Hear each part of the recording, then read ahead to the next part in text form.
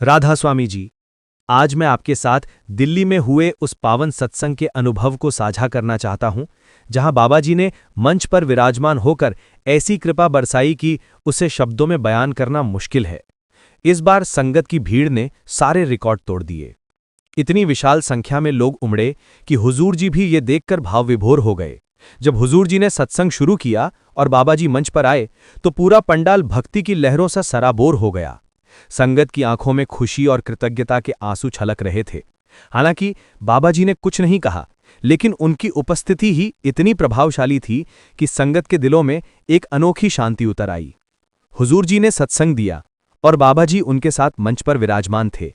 उनकी एक झलक ने ही संगत को आनंद से भर दिया। सुबह का मौसम भी बड़ा सुहावना था। ठंडी हवा और राधा स्वामी के जय घोष से पूरा वातावरण जीवंत हो उठा। मैं उस पल को आज भी महसूस कर रहा हूं, जब हुजूर जी ने लगभग 1 घंटे तक सत्संग दिया। वह समय जैसे रुक सा गया था। हर शब्द में प्रेम था, हर नजर में श्रद्धा थी। हुजूर जी ने तीसरे बादशाह श्री गुरु अमरदास जी महाराज की पवित्र वाणी जग जीवन सांचा एक दाता पर सत्संग फरमाया। उस पल की रूहानी तरंगे आज भी मेरे मन में गूंज रही हैं। जब हुजूर जी उस अमृतमयी वाणी का अर्थ समझा रहे थे, तो ऐसा लगा जैसे पूरी संगत प्रेम और शांति के सागर में डूब गई हो। हर शब्द आत्मा को छू रहा था, जैसे कोई जादू सा हो। प्रिय संगत जी, मैं आपसे हाथ जोड़कर निवेदन करता हूं कि हमारे चैनल को जरूर सब्सक्राइब करें और बेल आइकन पर ऑल का विकल्प चुनें, ताकि हमारी हर नई वीडियो सबसे पहले आप तक पहुंचे। वीडियो को लाइक करना ना भूलें और कमेंट सेक्शन में राधा स्वामी जी जरूर लिखें। अब मैं आपको बताता हूं कि हुजूर जी ने इस सत्संग में क्या फरमाया।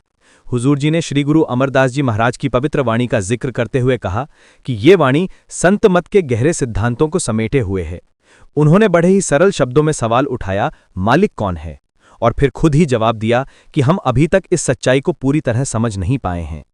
जब मैं ये सुन रहा था, तो मेरे मन में एक गहरी अनुभूति जागी। हुजूर जी ने कहा कि संत हमें हमेशा यही सिखाते हैं कि अपनी असली पहचान को जानो, अपने भीतर झांको, क्योंकि यही वह मार्ग है जो हमें मालिक तक ले जाता है।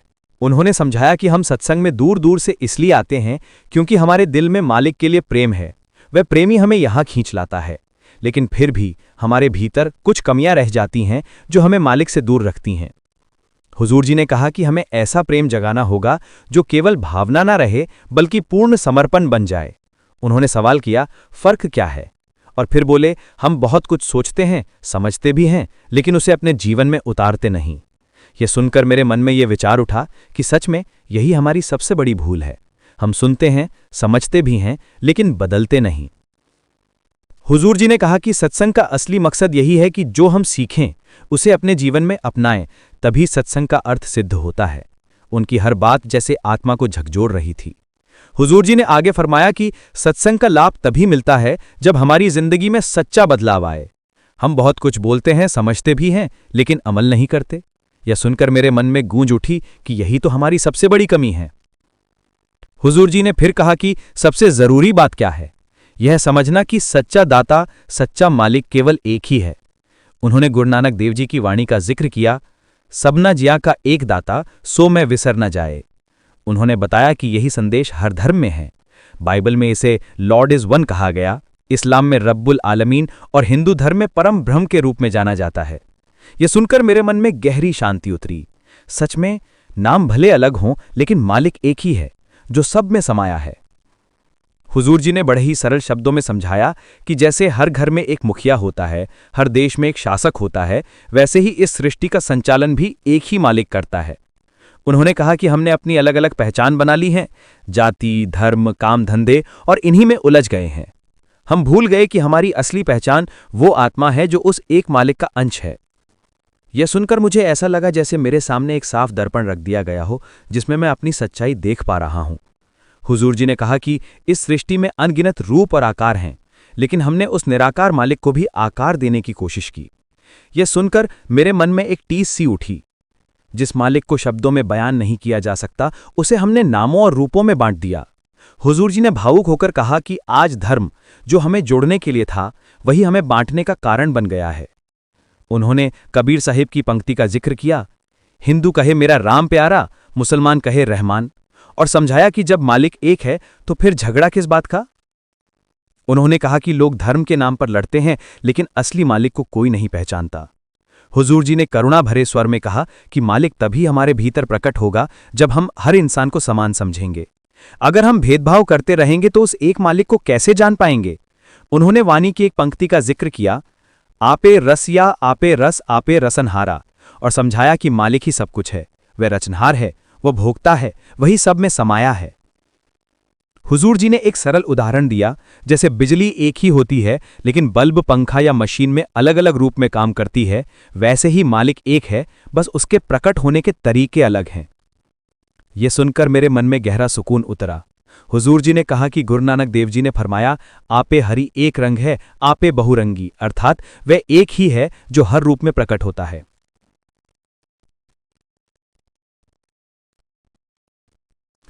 हुजूर जी ने कबीर साहिब की वाणी का भी जिक्र किया और कहा कि मालिक को बाहर नहीं, अपने भीतर खोजो। उनके शब्दों में ऐसी गहराई थी कि दिल को छू गई। सच्चा सत्संग वही है जो आत्मा को जागृत कर दे। हुजूर जी ने गुरु ग्रंथ साहिब की वाणी का उल्लेख किया, अव्वल अल्लाह नूर उपाया कुदरत के सब बंदे, और समझाया कि सारी सृष्टि एक ही नूर से बनी है, फिर कौन अच्छा कौन बुरा। उन्होंने कहा कि हर धर्म में उस एक शक्ति की झलक मिलती है। कोई उसे ओम कहता है, कोई कुन फयाकुन, कोई शब्द। मंदिर में जोत जलती है, मस्जिद में अजान गूंजती है, गुरुद्वारे में शब्द की ध्वनि। हर जगह वही मालिक है, बस रूप अलग है। हुजूर जी ने कहा कि हमारी सबसे बड़ी बाधा यही है कि हम धर्मों के बंधनों में उलझे हैं। सत्संगी कहते हैं कि हम इनसे ऊपर उठ गए, लेकिन असल में हमारी जिंदगी में यह भेदभाव दिखता है। उन्होंने उदाहरण दिया कि शादी के समय हम पहले धर्म, फिर जाति, फिर कुंडली देखते हैं, लेकिन असली मालिक इन सब से ऊपर है। उन्होंने कहा कि हम सोचते हैं कि मालिक ने जो बनाया वो सही नहीं। हम कुंडली मिलाते हैं लेकिन उस एक मालिक पर ध्यान नहीं देते। यह हमारी सबसे बड़ी भूल है। हुजूर जी ने कहा कि शब्द एक ऐसी शक्ति है जो हमारे भीतर है। जब यह शक्ति निकल जाती है तो हमारा जीवन खत्म हो जाता है। असली गुरु वही है जो इस शब्द की शक्ति को समझाता है और हमें मालिक से जोड़ता है। उन्होंने स्वामी जी महाराज की वाणी का जिक्र किया, गुरु मोहि अपना रूप दिखाओ, और कहा कि असली मार्गदर्शन भीतर से आता है। उन्होंने समझाया कि संत वही है जो शब्द का प्रचार करता है, ना कि धर्म या जाति का। वह किसी से कुछ नहीं मांगता और सबको समान समझता है। उन्होंने उदाहरण दिया कि जैसे हिलते पानी में अपनी छवि नहीं दिखती, वैसे ही अशांत मन में सच्चाई नहीं दिखती। जब मन स्थिर होगा तभी मालिक के दर्शन होंगे। हुजूर जी ने कहा कि हमारा शरीर अनमोल है, ये परमात्मा का मंदिर है, यह हमें भक्ति और सत्संग का अवसर देता है। उन्होंने कहा कि आकाश, सितारे, समुद्र सब उस मालिक की महिमा का प्रमाण है, लेकिन हम अपने अहंकार और क्रोध में उलझे रहते हैं। जैसे जानवर अपनी जगह साफ रखते हैं, वैसे ही हमें अपने मन को शुद्ध करना होगा। हुजूर जी ने आज के समय की बात की। हम मोबाइल में घंटों खोए रहते हैं, लेकिन भजन और ध्यान के लिए समय नहीं निकालते। ये हमारी सबसे बड़ी गुलामी है। उन्होंने बुल्ले शाह जी का उदाहरण दिया, जिन्होंने जाति के बंधनों को तोड़ा और सच्चे गुरु की खोज की। हुजूर जी ने कहा कि जब हम शब्द के रस से जुड़ते हैं तो सारे विकार दूर हो जाते हैं। उन्होंने कहा कि असली शांति भीतर से आती है। ध्यान तीसरे तिल पर लगाना चाहिए, तभी सच्चे दर्शन होंगे। किताबें पढ़ने से नहीं, अनुभव से सत्य मिलता है। हुजूर जी ने कहा कि पंडित, तीर्थ, कर्मकांड हमें मालिक तक नहीं पहुंचा सकते। असली मार्ग परमार्थ का है जो कर्म और समर्पण से बनता है। अंत में हुजूर जी ने कहा कि संत मत के सिद्धांत सरल हैं। हमें अपने जीवन को मालिक के हवाले करना है, उनकी कृपा से ही मुक्ति संभव है। मेरी यही प्रार्थना है कि हम इन शिक्षाओं को अपने जीवन में उतारें और कर्मकांडों से ऊपर उठकर सच्चे मार्ग पर चलें।